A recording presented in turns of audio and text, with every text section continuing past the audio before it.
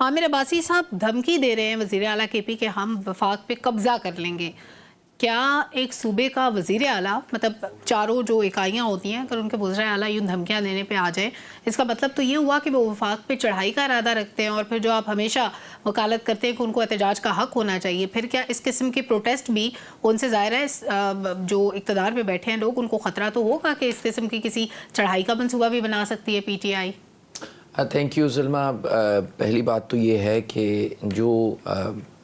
وزیر اعلیٰ خیبر پختونخوا ہیں ان کا جو بیان ہے بہرحال وہ تو ایک سیاسی بیان ہے. آپ کو یاد ہوگا کہ وہ اس طرح کے بیانات پہلے بھی دیتے رہے، لیکن جب قومی ایشوز کی بات آتی ہے تو وہ وزیر اعظم کے پاس بھی آئے، وہ مشترکہ مفادات کونسل میں بھی آئے اور دیگر ایشوز پہ بھی وہ بات کرتے رہتے، کیونکہ وہ ہمیشہ کہتے ہیں کہ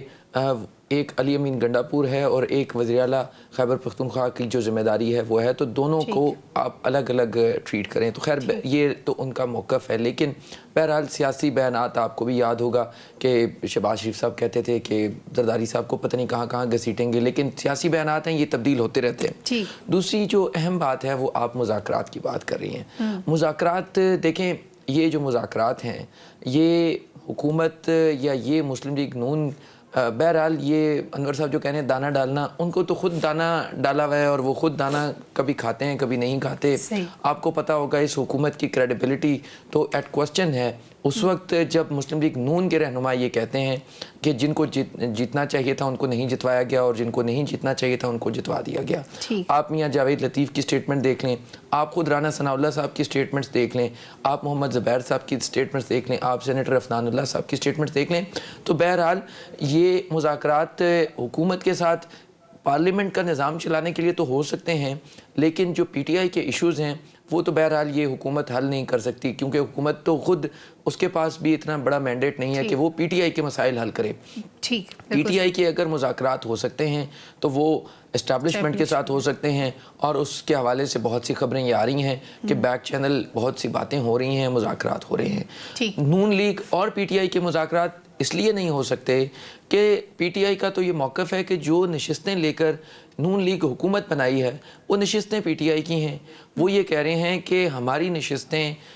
فارم 45 میں جو ہماری بنتی تھی وہ فارم 47 میں نون لیگ کو دی گئیں، اور نون لیگ نے اس کی بنیاد کے اوپر اپنی پھر میجورٹی بنائی، اور وہ بڑھتی بڑھتی اب وہ 120 سیٹوں تک پہنچ چکے ہیں پارلیمنٹ میں. اسی کی بنیاد کے اوپر ان کی پرائم منسٹر ہیں، اسی کی بنیاد کے اوپر انہوں نے کیبنٹ بنائی. سو پی ٹی آئی اور نون لیگ کے تو مذاکرات کی تو سمجھ نہیں آ رہی، اور کیسے پی ٹی آئی اس کے اوپر ایگری کرے گی کہ وہ پی ٹی آئی جو یہ کہتی ہے کہ ان کی نشستیں اسلام آباد ہو، پنجاب ہو اور بہت سے دیگر جو علاقے ہیں وہاں پر بھی پی ٹی آئی کا یہ موقف ہے کہ فارم 45 کے مطابق وہ جیتے ہوئے تھے اور فارم 47 میں ان کو ہروا دیا گیا. سو یہ مذاکرات